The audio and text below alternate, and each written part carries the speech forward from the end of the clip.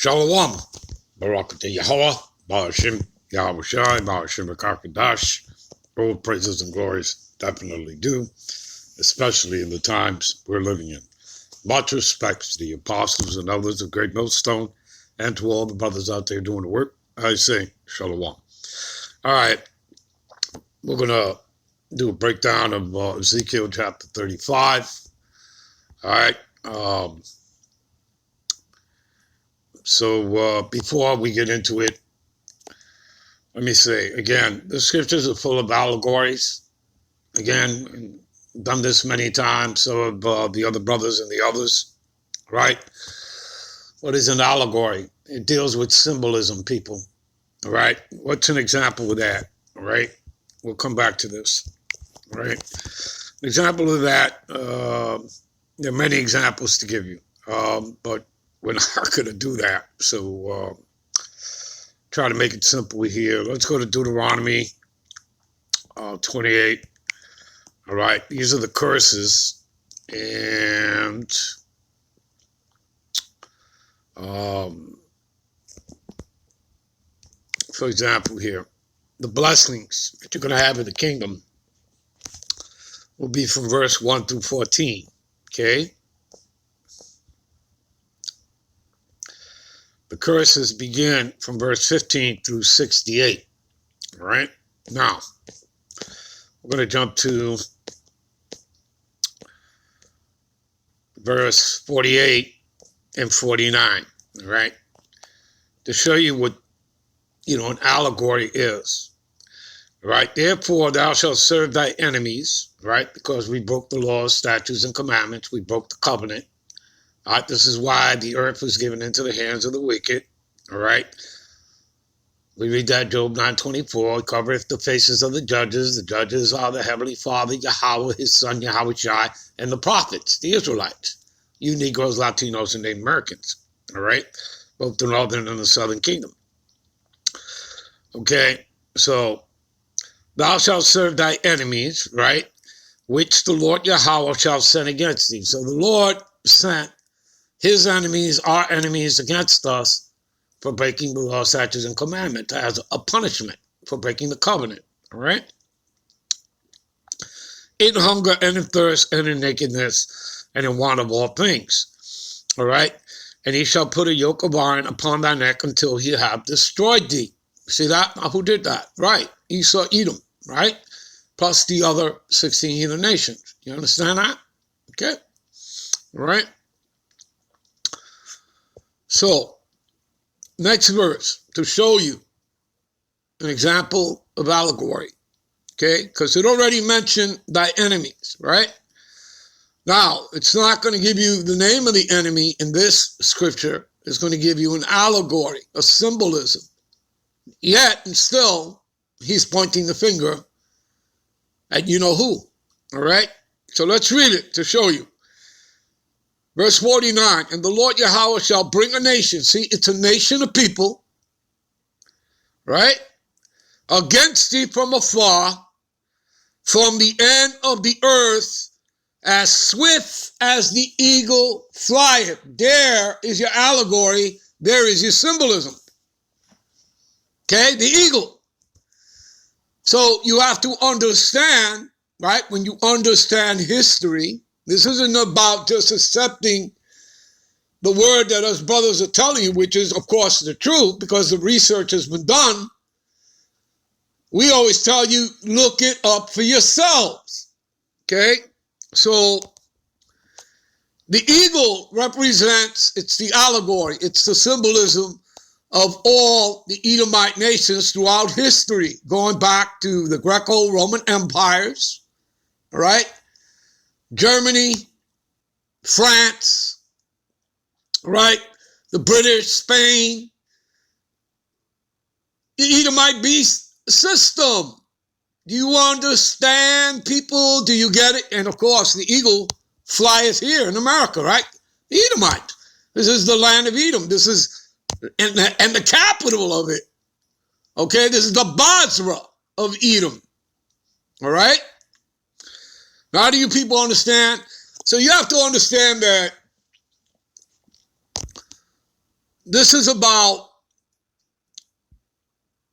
what Esau does and has done throughout the centuries. It's about, perversing your minds, all right, corrupting it, all right, changing the perception of your reality, okay, all right, and he does that through words, okay, which is, psychological warfare, all right, like, for example, when he says, well, you're a conspiracy theorist. You understand? And conspiracies are actually not theories, they're facts, because Psalms 83 proves that to you. All right? And you'll find the word conspiracy in the scriptures more than once. All right? So really, who does that work on? That works on the weak-minded. You understand that, people? All right? So that's an example of it. All right? Another one you'd find in the book of Revelations, right? Like in a parable, there'll also be allegory, all right? See here, all right? Let's see here. This is, and again, this is throughout the scriptures, other parts of Revelations, all right? In the book of Daniel, all right?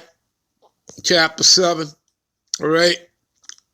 And you need to know those things in order to break down a parable like this. Again, to have understanding, you have to eat the whole book, okay? Where are we here? All right. For example here, and the angel said unto me, wherefore thou didst thou marvel, and I will tell thee the mystery of the woman, talking about the whore of Babylon, talking about America, Babylon the Great, and the beast that carried her, right? So she sits on the beast, right? The Edomite beast system. In other words, those that came before her, all right? That were the heads, which had 7 heads and 10 horns. You see that? And that's the parable you need to break down in order to see and understand, talking about how the woman got here, all right? How this, again, is all prophecy. America, Babylon the Great, the whore, all right? Mystery Babylon the Great, the mother of harlots, abominations of the earth, all right? So again, you need to know your history, all right? So the beast that thou sawest and is not, and shall ascend out of the bottomless pit, which is Europe, and goeth into perdition, meaning destruction, right? And they that dwell on the earth shall wonder whose names were not written in the book of life from the foundation of the world, all right? And that would be the elect of Israel, the first fruits, all right? Because he's not coming back for all of Israel, like, he did, in ancient Egypt, Mizraim. No.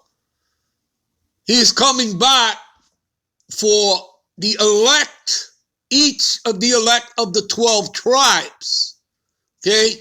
Those spirits that were created before the foundation of the world who would be blessed and come into this knowledge, okay? All right? That's what it's talking about, because 2/3 of our people, they're lost, they're gone. They have no wisdom, no knowledge, no understanding of these scriptures, all right? Again, their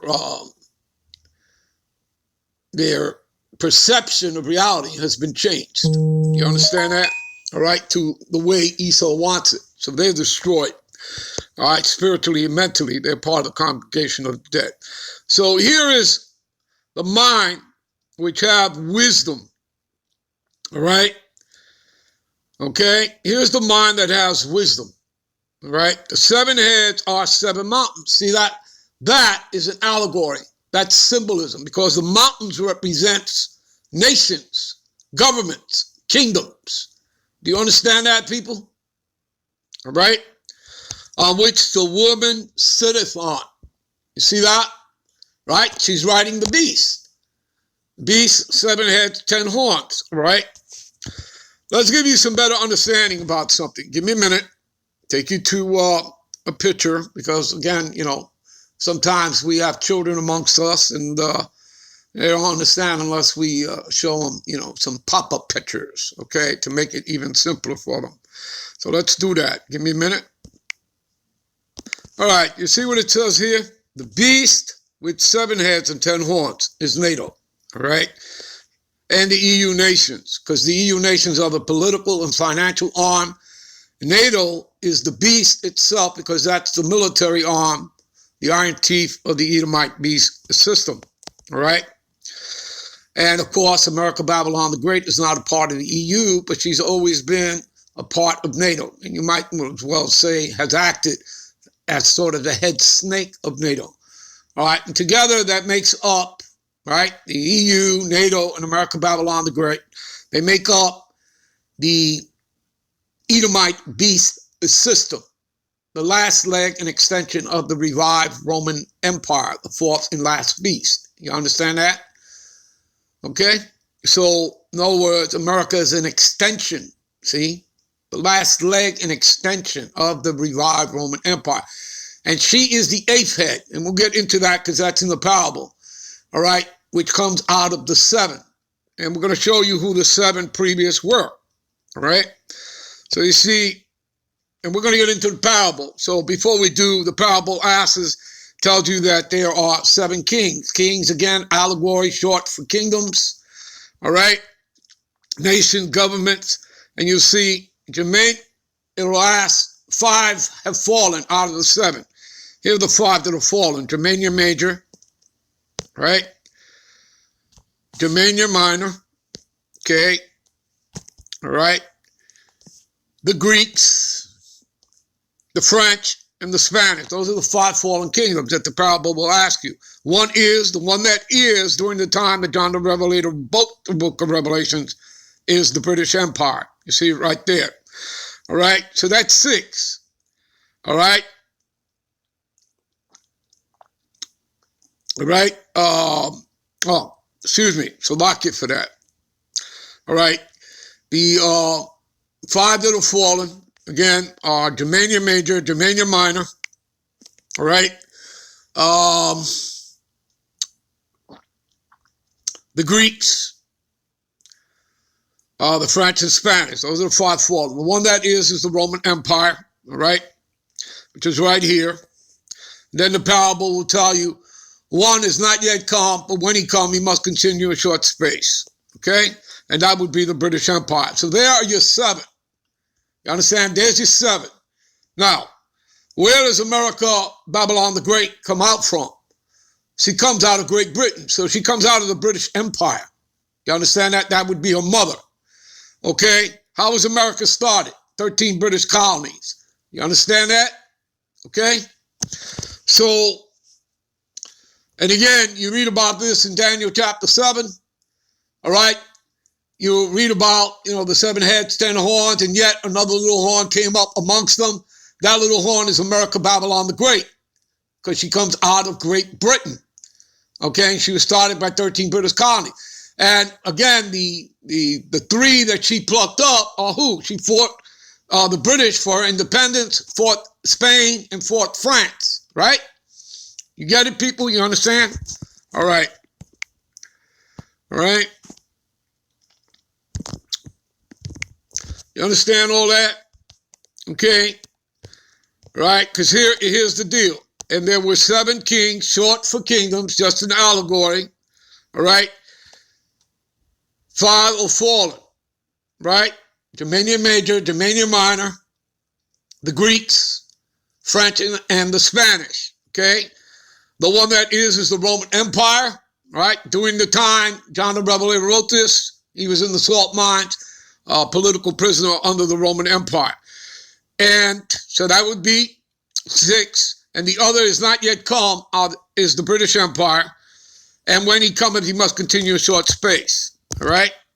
And the beast, that was, right, which would be the Edomite beast system, the Roman Empire, right? Because that would be the 4th and last beast. So everything that comes after that is an extension of it. So the beast that was and is not, even he is the 8th. Talking about America, Babylon the Great, It is of the seven because she comes out of the British Empire and goeth into what? Perdition, destruction. There you go. All right, so we're going to end this here. We'll be right back, and we'll get started on the lesson. All right, I just want to show you that. Shalom, we'll be right back. We're going to break down Ezekiel chapter 35. All right, shalom.